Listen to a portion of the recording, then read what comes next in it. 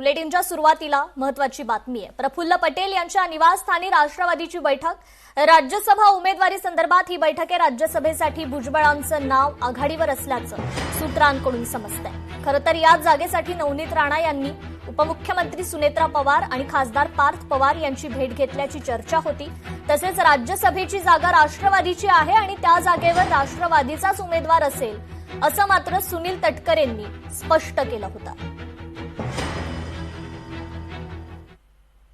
महायुतीतील बंडखोरीवर खासदार श्रीकांत शिंदेंनी प्रतिक्रिया दिली आहे। बंडखोरीच्या मुद्द्यावर वरिष्ठ नेत्यांशी आधीच चर्चा झाली, त्यानंतरही वारंवार बंडखोरी होत असेल तर संबंधितांना पक्षानं समज द्यावी असं वक्तव्य खासदार श्रीकांत शिंदेंनी केलंय।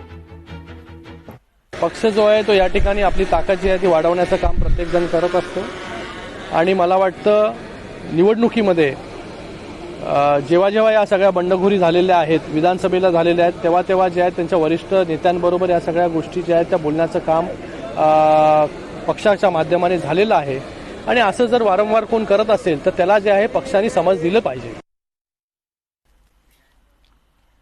तर माझे बॉस ठाण्यात, ते जे बोलतील तेच होणार। बंडखोरीवर गुलाबराव पाटलांनी मोठं वक्तव्य केलंय। तर मी मुंबईच्या भरवशावर राजकारण करत नाही, मला मुंबईत पाठवणाऱ्या जनतेच्या भरवशावर राजकारण करतो असं वक्तव्य मंत्री गुलाबराव पाटलांनी केलं।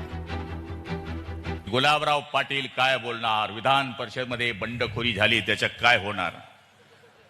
मेरा बॉस बैठा है बंबई में, ठाणे में, वो बोलेगा वही होगा, बाकी कुछ नहीं होगा।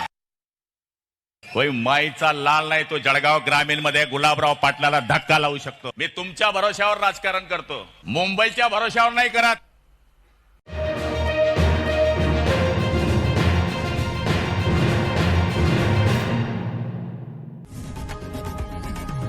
लोकशाही मराठी ऐका, पहा, जागरूक रहा।